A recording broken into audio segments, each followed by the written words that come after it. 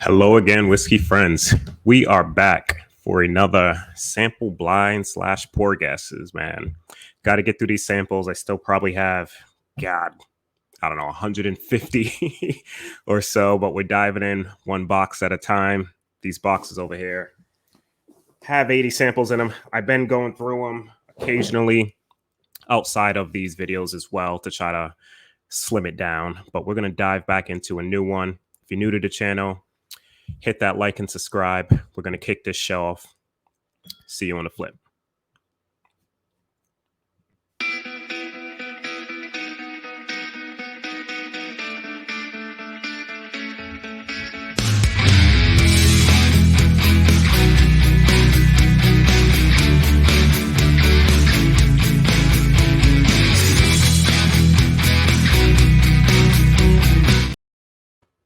Welcome back, guys. Thanks for sticking with me. We're going to get right into this, man. Super excited. Hopefully it's something good. I'm hit or miss. Like, I've been pretty solid in terms of like proof and kind of like distillery in that range, age and such, but headshot at one bottle.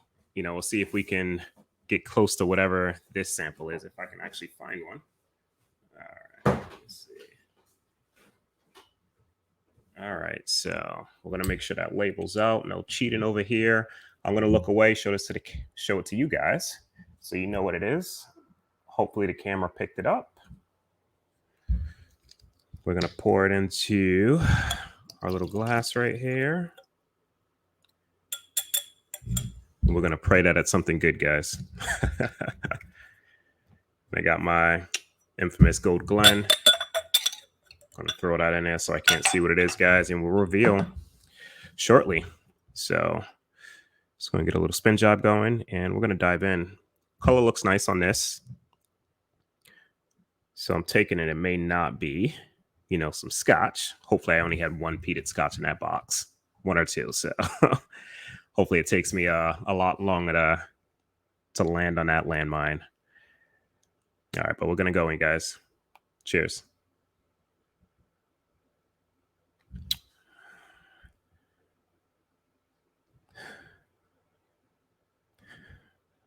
So off the nose, this comes across like slightly young, almost crafty. I'm getting like I hate to call distilleries just off the nose, but like a Starlight vibe on the nose. Little ethanol forward. It's kind of like burning my nose a little bit. So I'm thinking the proof may be a little high. Definitely comes across over 100 proof. On the nose, doesn't seem finished, but let's give it a taste.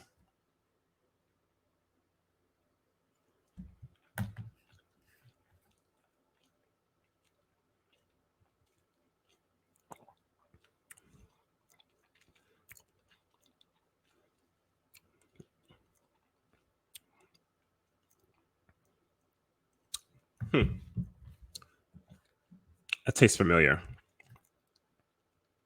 Definitely proofy. I want to say this is probably a cask strength or a barrel proof. A lot of nice spice, but does come across just slightly youthful. The oak that I typically get off a nicely aged whiskey is a little bit more sweeter and tamed. This is just a little bit more smack you in the face. Just comes across like I always contribute, not youngness, it's not the sole contributor, but like that raw, like sawdust. Like if you just freshly milled a barrel, and it had a little bit of that sawdust just sitting at the bottom, it kind of picked up a little bit of that note per se, which is usually what I get off of younger stuff.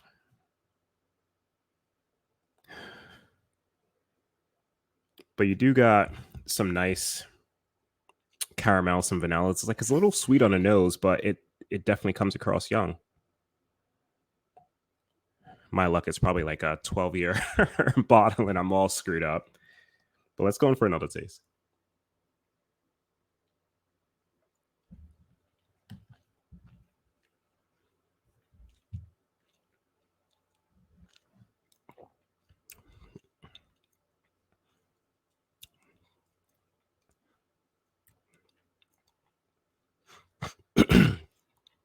It's not. It's not bad at all, but definitely crafty to me. Like it literally makes me think of like a Starlight bourbon. Not so much like a finished one from them, but just a straight bourbon. I'm not picking up like regular Kentucky vibes, from like any of those heritage distilleries. It doesn't come across as MGP to me. Um, or like maybe the closest I would get to MGP for like this profile would maybe be like an Old Scout or a Tumlin Dice or something like that. But it just reminds me of a couple Starlight bourbons, just straight bourbons that I've had. I'm probably way off, guys. But if I had to guess, I'm not sure how much information's on that label, but I would say between 4 to 6 years old. Between, yeah, one. Let me take one more sip for proof.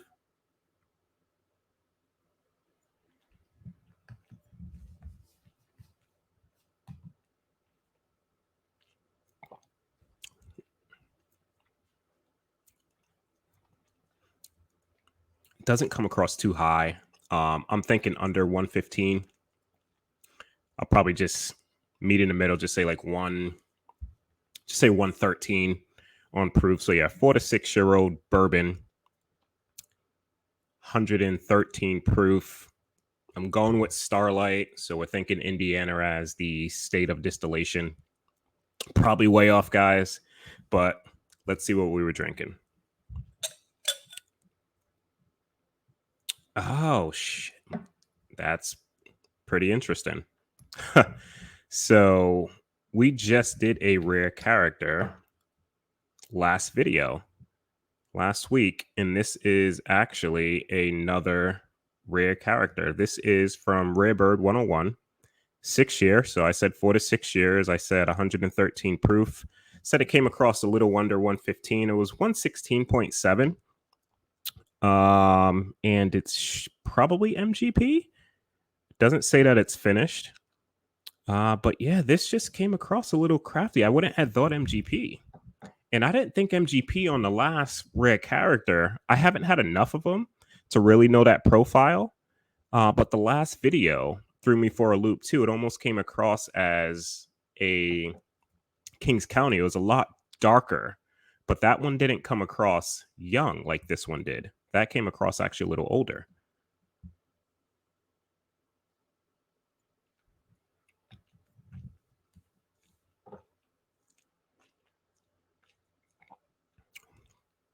Huh. That's interesting. For MGP, I can usually pick it up off of most companies that are sourcing from them.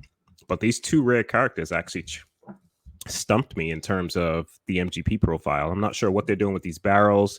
Like I said, I don't know if this one is finished or not. Typically, it would have been written on the front if it was. So I'm thinking just a straight bourbon 6 year. So pretty close in terms of proof. Proof points off. Age, I was right there. MGP instead of Starlight. But yeah, this comes off a little crafty for me. Not a bad bourbon by any means. I just prefer a lot more rich, sweet oak on the profile versus just a slightly younger. Because there's some craft that you don't really have that raw sawdust note that I'm getting off this. Which I can do. Like, there's a lot of craft whiskeys out there that are fantastic that don't have that oaky or raw oakiness to it. But like I said, not bad.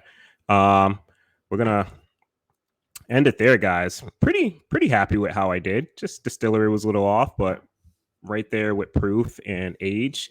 Got to get that prep ready for Matt Madness, man. I'm gonna be going through these as much as I can within the next few weeks. Do some blinds on my own outside of these streams, and just keep it rolling, guys. Cheers, guys.